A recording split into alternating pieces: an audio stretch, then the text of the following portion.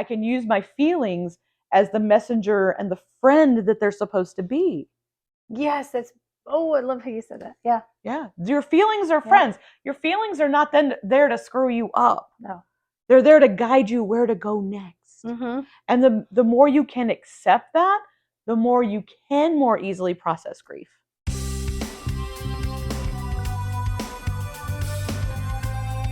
don't know. I think younger generations are maybe getting better.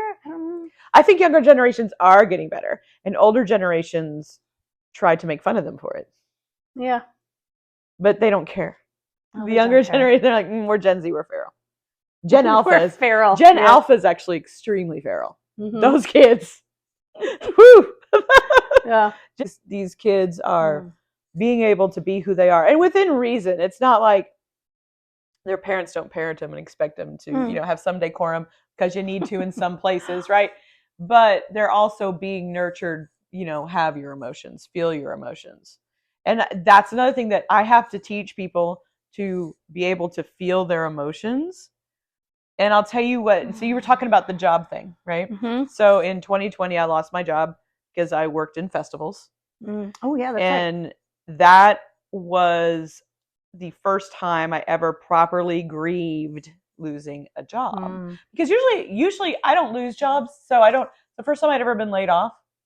And so I actually had to sit down, something I hadn't had to do in a long time, because this was a new type of grief for me. So I have this thing, if you Google it, Laurie, if it's Laurie's favorite phrase is just Google it. Google it. The Google machine. The Google machine. There's something called the emotional color wheel. And it can help you take whatever emotion you're feeling, because we're not used to getting to the core of that emotion. We're used to being very surface because we've had to stuff everything down. So we're used to just saying we're happy, we're sad, we're, whatever. So what it does is helps you, like, let's say, okay, when I talked about that certain thing, I was sad, right? But let me tell you where sad goes. I felt abandoned. I felt betrayed. There was a lot of other feelings at the very core of that feelings. This is what doing, people talking about doing shadow work. This is actually a huge part of it, is knowing what's at the base of those feelings. It's not just joy. It's not just happy. It's not just sad. There's so much more underneath that. And the more you can be in touch with your feelings, the better. And people are so scared of that. People are scared of what they're going to find there. And sometimes, you might find out you're not the coolest person. Like, some of the things you're feeling, wow, I need to check that. But that's okay, because then you can do better with the new knowledge you have. It's not about taking it in and going, I suck. It's about taking it and going, I can do so much better as a human being and feel so much better as a human being, because then I can let these things out. I can use my feelings as the messenger and the friend that they're supposed to be. Yes, I love how you said that. Yeah. Yeah. Your feelings are friends. Your feelings are not then there to screw you up. No. They're there to guide you where to go next. And the more you can accept that, the more you can more easily process grief. Yes. And you was saying that made me think about how with Nathan's passing in December, and it hit me so physically, because you know what? I had not yet processed my friend who died in July. Wow. So okay. I had not dealt with those feelings because I had excuses, straight up. I'm too busy. I was in the studio doing the Audible, and I'm like, oh, I can't. Nope, I'm going to put that emotion over there aside, because I'll get to it later. When do we really ever have later? There is no get to it later. No. And then work with this, and then that would happen, and I just didn't process it. And then when Nathan passed, I was like, I had reached the cup of level of emotion or whatever. I'm trying to look for a cup. I don't know why. But, I had reached that level of there's no more I can take. So my body just went like, whoa. Point is, we got to deal with it when it's happening, or deal with it within a time frame, and then have compassion and comfort. And instead of me pushing things off, what I'm learning is to be able to go, honey, like I talk to myself like that. If I'm getting emotional, I'm like, honey, what's going on? Because it's usually my little girl that's scared. Yes. The strong Laurie, who's an adult, is kind of like, I got this. I'm all good. Okay, it's death. Something's happened. Like, I'm very specific about it. But it's the little girl who's scared, going, "What's happening? I don't feel good, and I'm scared." And I'll talk to her, and I'll be like, "It's okay," or "What are you feeling?" And then usually it's like, I'm scared because someone died, or Yeah. I don't know what to feel.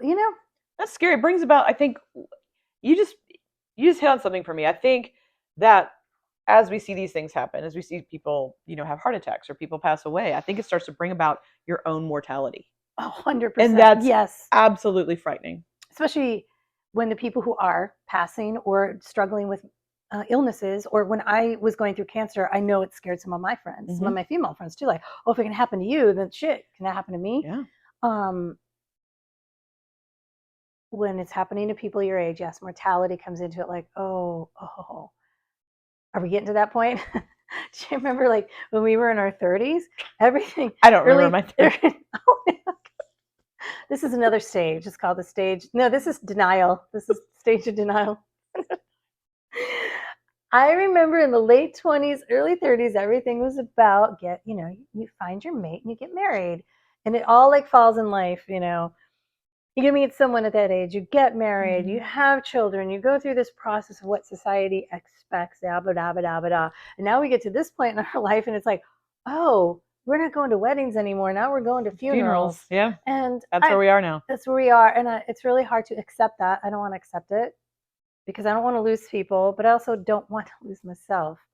Cancer threw that in my face. I had to face that where I'm like, oh, okay, I am vulnerable. I'm human. Yes. That really brought me a lot and there was a lot of grief with cancer diagnosis too. And everything I went through, I grieved. And I went through like, I didn't think I was going to talk about this, but there were stages during the cancer process, everything from how my body was changing to when I was completely lost all my hair. And you don't just lose the hair on your head when you go through chemotherapy. Oh, wow. Yeah. You lose hair everywhere because it impacts all fast growing cells, and that's hair everywhere. Okay. So I was going through a lot of changes and a lot of grief was coming up, but I had to process it quickly because I couldn't hold on to it, because I had, the next thing you know, was then another surgery, or I was going to do radiation, and there was no time to stuff it down. There's no way to stuff it down. I had to deal with it. So I learned through the cancer process that it is really effective to deal with it because there's something else coming and you got to be ready for it. But it was different when it came to passings of people, because for me, at least, it was like with cancer, I'm like, well, this is mine and I'm going to deal with this. But when somebody else goes, there's the repercussion and then the ripple of the waters that make you go, oh, this is impacting so many people, and the love that you have for them. And now I'm just on a tangent. I don't know where I was really going with that. No, you're good. Yeah. No, tangents are nice.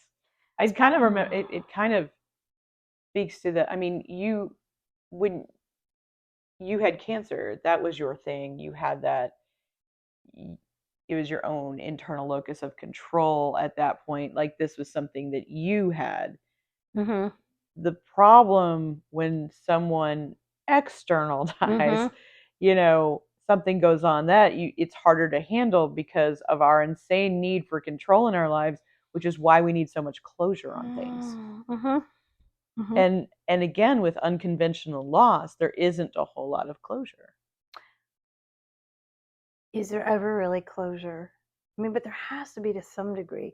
Do you think when you say closure, like say unconventional loss, do we just take closure from this is 95%, I'm done with this, but there's always going to be a 5% linger that'll pop up now and then? Or do you think 100% closure is really possible? Yes.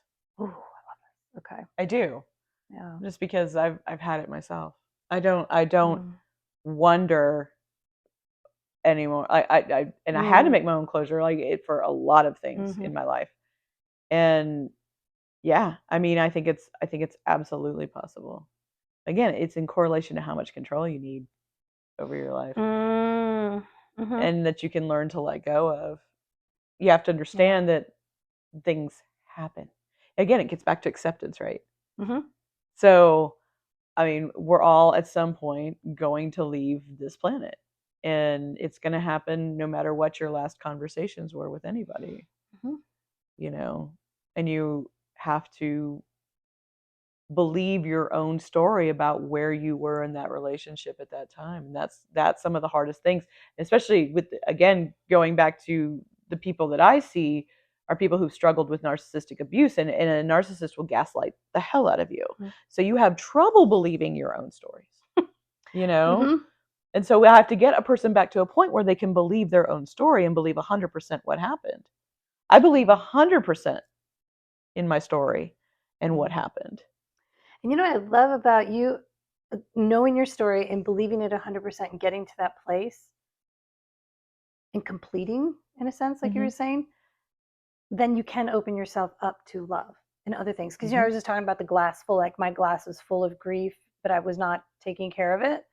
So then when Nathan came in or any other grief that's happened since then, there was nowhere for it to go, but also there was nowhere for love to come in because I was so full Absolutely. of just carrying heavy shit. Yes.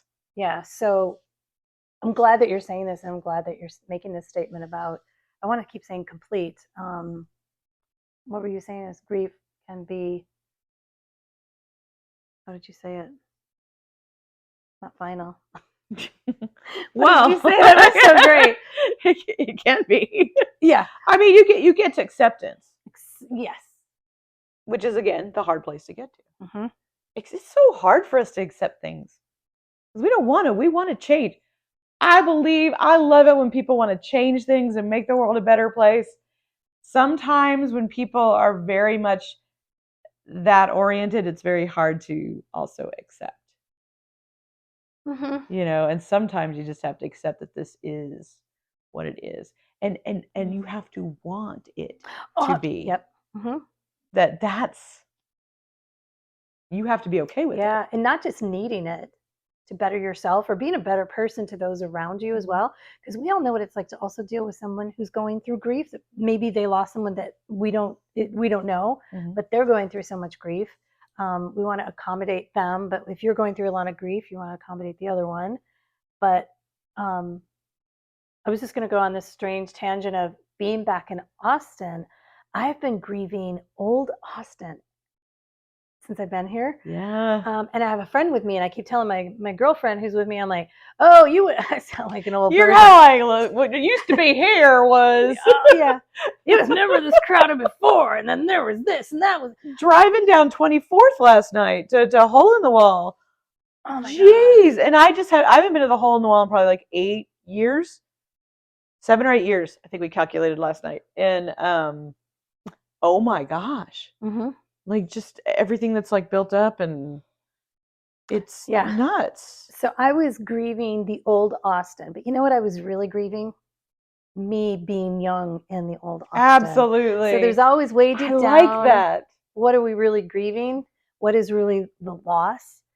I wish Austin wasn't as overgrown as it is, because I think it was kind of a really cool, unique city prior to this. And yet at the same time, I'm like, hey, new generations, this is their city now. And this is their time. And eventually they'll be grieving the old Austin. And what's funny, so here's something interesting. So I wonder if when you come to a place where you have more acceptance, whatever, because I see a lot of people saying that. At the same time, I'm like, but there's a lot of cool new things too. And like I said, I've been here 34 years, you know, and while, there's some things that will never be the same and that were really absolutely cool about this city, there's still like a lot to love here. But the real part of it is, what are we really grieving? And I was really just grieving me being a 20-something. Yeah. With so many things ahead. And now you get to this point in life where, straight up, it's more about the, I don't want to say because I'm a very positive person. But there's more of my life in my rear view at this point. Absolutely. Than there is forward. And that's just an honest statement, right? But I don't say that with any type of grief really anymore. I'm trying to say it with a straight up, like, I'm excited about the future and there's a lot I want to do. But when I came to that realization last night, I was like, I just grieve the old me. Okay, that's okay, because I think we all grieve our old self. So we Yeah. grieve this part or that part of our person. Or when someone passes, we grieve what we had with them and that we know we can never have that again. Yes.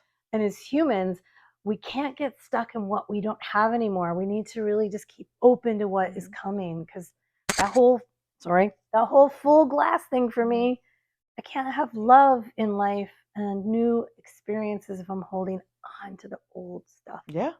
No, that's another place you get stuck.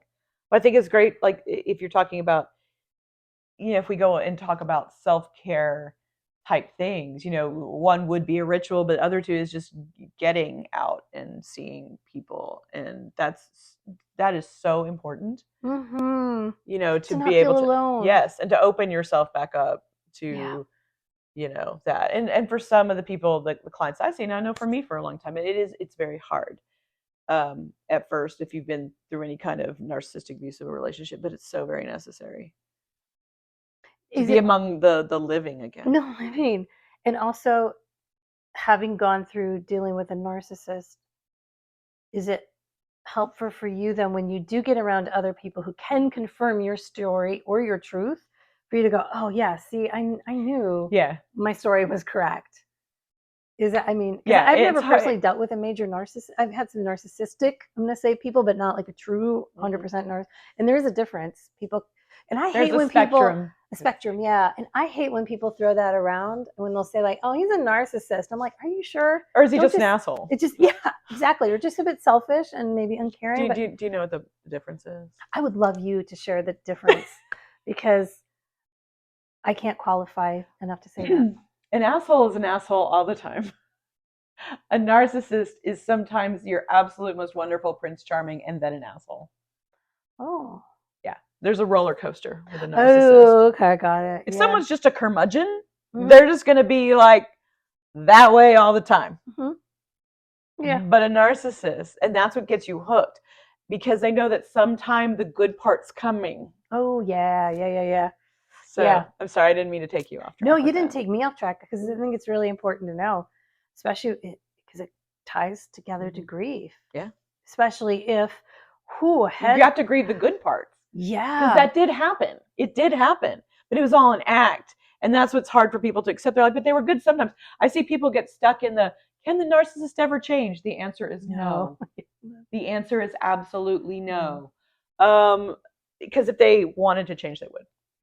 And but the whole being wonderful to you is just to hook you and reel you in for the next time they want to drop that mask. That is too hard for them to carry on. But you were talking about, get back what you're talking about. You're talking about the validation. And the validation will come, and it will come much later and in ways you never expect. But when it does, you're like, thank God. Or no, I knew. Or no, I didn't know, because I was confused because somebody's trying to convince me that I didn't know. But the validation also goes with the whole control that you want to your life. I treat codependents, and codependents want so badly to control their lives, as in they want to control the perception that other people have of them, which is why they are codependent. Like they're all, if I do this for you, you won't, find me bad. You'll like me and everything. It all goes hand in hand.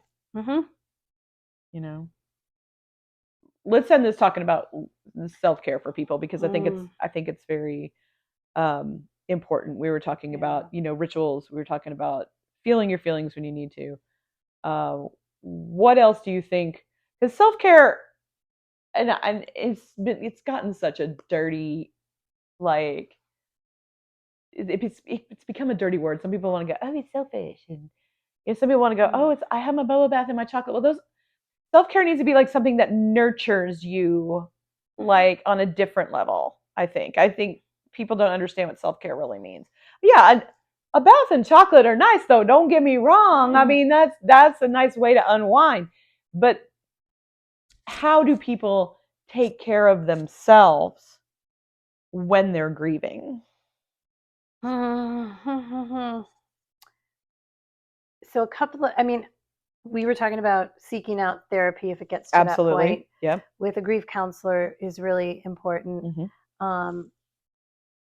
I found when I've gone through grief is acknowledging that it's happening, just acknowledging and just going, this is really happening. They're not here anymore.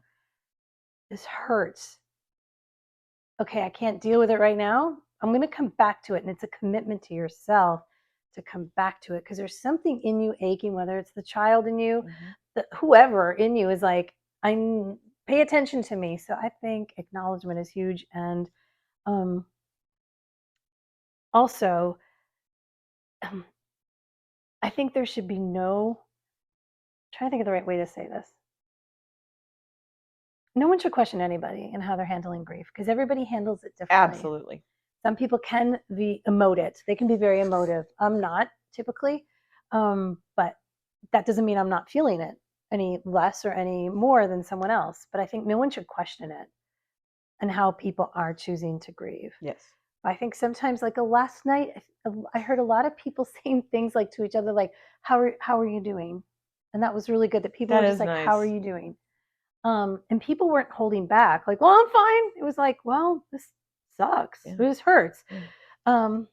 So other self-helps, though, I know for some people to go to a cemetery or to go to a place that they used to go to with their loved one, whether this is a relationship or death. But death, I mean, shoot, cemeteries are really, as my mom used to say, cemeteries are for the living. It's somewhere for them Absolutely. to, yeah, right? Yeah. Somewhere for them to go and place flowers and sit and talk. It's all about your beliefs too. But my mom used to be like, there's nobody there. We all know that. Well, so I think those type of things are really important. Like I always put flowers. My mom's favorite color was purple.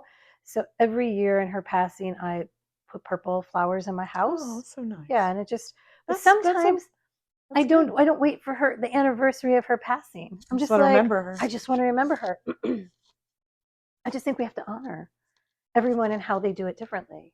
Some light a candle. Some go out and get drunk. Fuck, if that's what they just need to do, is that not like little tie one on? like just go let loose. Whatever it is, it brings have comfort. a designated driver. Yeah, but yes, yeah, yeah, right. And I mean, you were this weekend too. You were going, are they okay to drive? And last night I was going, we had that. Did you drive tonight? Are you good?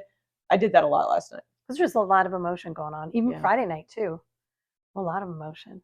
Yeah, and it was like very concerning because I'm trying to think other things too that are helpful. I think you should just generally take care of yourself. Water, rest, exercise, eat nicely. Repeat. Take care of your body. I think that's important. Like I haven't had enough sleep last night, and I know that there was times when I felt a little bit more weepy because I have not had enough sleep. Mm-hmm. And on top of that, it's funny because when I'm feeling weepy, it's like, okay, well, what's that about besides the no sleep? But I think something I want to touch on really quickly while we're talking about this, and somebody's saying, well, my loss wasn't, okay, so last night we all felt a loss of some kind. Mm-hmm. Okay.